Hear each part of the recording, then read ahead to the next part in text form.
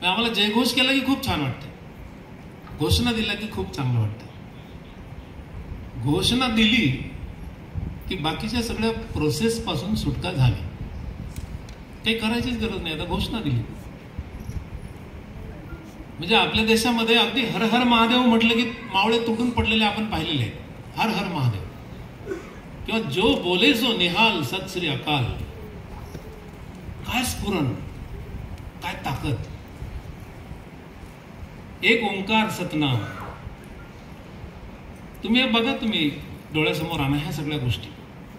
किंवा अगदी गाडगेबाबांनी कीर्तनामध्ये फार सुंदर जयघोष स्वीकारला होता, गोपाला गोपाला देवकी नंदन गोपाला.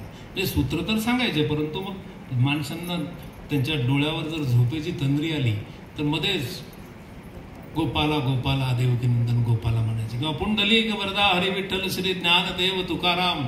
एकदम खळबळून जागा होता, अरे काहीतरी चाललंय हे ना.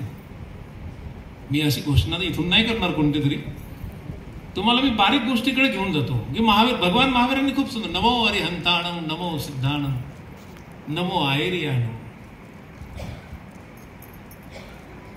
म्हणजे यांना नमस्कार असो, कोणाला अरिहंतांना सिद्धांना.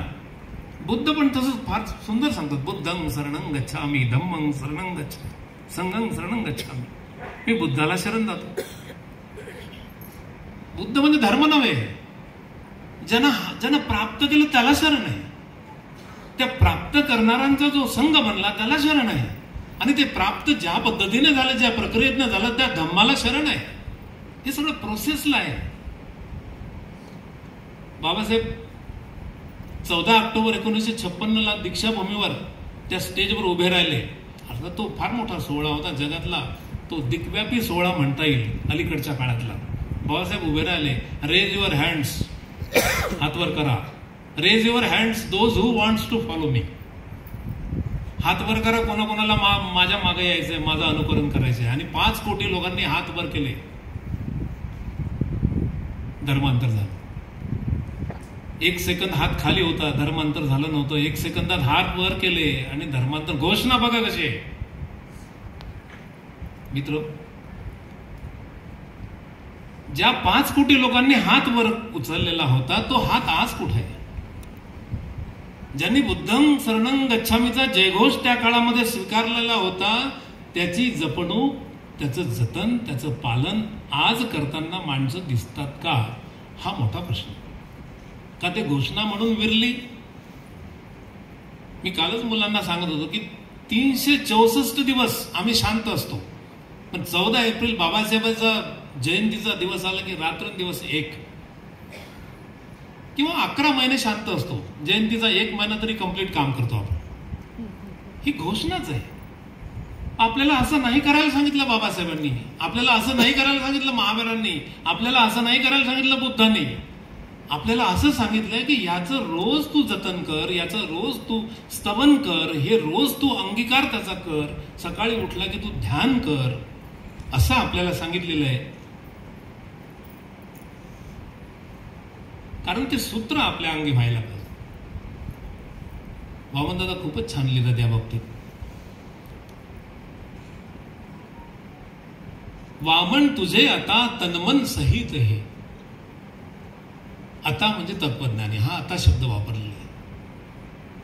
तत्वज्ञान. वामन तुझे आता तनमन सहित हे, होईल जगातले तारण आणि तरण.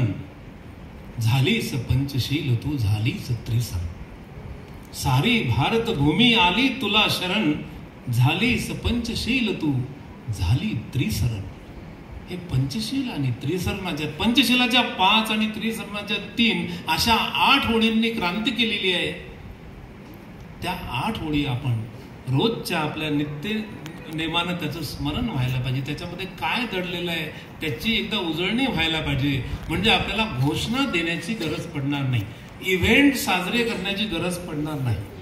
इव्हेंट्सकडे आपला खूप जोर असतो. इव्हेंट केला म्हणजे सगळं संपलं. का प्रक्रिया नाही करू शकत? प्रक्रियेमध्ये आपण यायला पाहिजे. म्हणजे इथला प्रत्येक माणूस इतका सुंदर होऊ शकतो, इतका मोठा होऊ शकतो. त्याचंच नाव पारमिता आहे. म्हणजे छोट्या गोष्टीला धरू नका, छोट्या गोष्टीला जर धरलं तर ती तुमची सीमा होते. पारमिता असीम आहे, ज्याला परिमिती म्हटलेलं आहे गणितामध्ये. बघा तुम्ही, पॅरामीटर हा त्याच कुळातला शब्द आहे. पारमिता, परिमिती. किती मोठी करू शकतो मी माझ्यामध्ये. शील पारमिता किती मोठं करू शकतो. शील नाही नाही, मी बिडी ओढणार नाही. अरे काय शूद्र, किती क्षुद्र. मी तंबाखू खाणार नाही, सोडला तंबाखू आजपासून. काय शील पारमिता. दान, आज पाहिलं दान पारमिता. म्हणजे सरांची दान पारमिता तर जगजाहीर आहे. त्याच्यावर आपण भाष्य काय करू शकतो. म्हणजे आपण छोटे माणसं, त्यांचं मन किती मोठं आहे मी त्या दिवशी अनुभवलेलं आहे. म्हणजे मी एकच किस्सा सांगितला होता की रमाबाईचा किस्सा सांगितला. सरांच्या घरी आम्ही बसलो होतो, 5-6 जण होतो. की रमाबाईला टीबीचा आजार झाला आणि ती खंगून पडली होती. आणि बाबासाहेब फॉरेन मध्ये होते. बाबासाहेबांना जेव्हा समजलं की रमाबाई अशी मरणासन्न अवस्थेमध्ये आहे, बाबासाहेब येतात, तिला पाहतात, तिच्या पाठी पोटावून हात फिरवतात आणि म्हणतात, रमा, तुला टीबीचा आजार झालेला आहे. आज घडीला निदान 5-50 तरी डॉक्टर या आजारावर इलाज करणारे आहेत, पण माझ्या समाजाला जो आजार झाला त्याच्यासाठी मी एकमेव डॉक्टर आहे. आणि या उत्तरावर म्हणजे सरांना गैवरून आलं होतं. किती करुणा मनामध्ये. मी काय सांगितलं होतं असं, ती गोष्ट कुठं क्लिक झाली. किती करुण्यानं भरलेलं मन आहे. ही प्रक्रियेची गोष्ट आहे मित्र हो, हा इव्हेंट नाही आहे. तुम्ही सुद्धा तुमच्या मनाला इतकं कोमल करा, इतकं कोमल करा, इतकं कोमल करा. समजून घेता येईल का आपल्याला. ही सगळ्यात मोठी गोष्ट आहे. महावीर कोणाचे तर जैनाचे, आम्हाला काही घेणं देणं नाही. बुद्ध कोणाचे तर बौद्धांचे, आम्हाला काही घेणं देणं नाही. ज्ञानेश्वरांनी समाधी घेतली, पण ज्ञानेश्वराचे अनुयायी सोडून बाकीच्यांना काही खंत नाही, त्याची काही खेद नाही. त्याची अशानं कसा भारत मोठा होईल. आम्ही गाणे म्हणणाऱ्यांचा हा सगळ्यांचा हेतू हा आहे, लक्षात घ्या. म्हणजे आम्ही ते देसरडासर, आम्ही ते कलावंत नाही आहे जे फक्त व्हायोलिन मधून सूर काढतो किंवा बासरी मधून सूर काढतो, किंवा आमचे धीरेंद्र गावंडे तबल्यातून ताल काढतात, किंवा कोणीतरी कवी शब्दातून छंदाची निर्मिती करतो. असं नाही आहे. आम्ही ते कलावंत आहोत की जे आमच्या कलेतून चैतन्याची जागृती करतायत, चैतन्याची निर्मिती करतात. आम्हाला बाकी काही नको आहे. हा समाज चांगला व्हावा हे जर करायचं असेल तर या देशामध्ये सगळ्यात पहिले संगीताची घडी नीट बसावी लागेल. कारण जगातला प्रत्येक महापुरुष जेव्हा महापुरुष होतो त्याच्या एक स्टेप आधी तो संगीत पुरुष होतो. म्हणूनच गुरु नानकांचं तुम्हाला कवन आपल्याला ऐकायला मिळते, गुरुबाणी ऐकायला मिळते. म्हणूनच कबीरांचे गाथा दोहे आपल्याला ऐकायला मिळतात, बुद्धाचं धम्मपद ऐकायला मिळते, महावीरांचं आगम ऐकायला मिळते. कारण तो महापुरुष होण्याच्या आधी एक स्टेप तो संगीत पुरुष असतो. आणि हे आपल्याला समजत नाही. म्हणून कुठेही पडवणं चालते, कुठेही काहीतरी चालते, आपलं ठोकपीट. असं होऊ नये. आपण सुंदर गाणं घेऊया. सारी भारत भूमी आली तुला शरण, झालीस पंचशील तू झालीस त्रिसरण.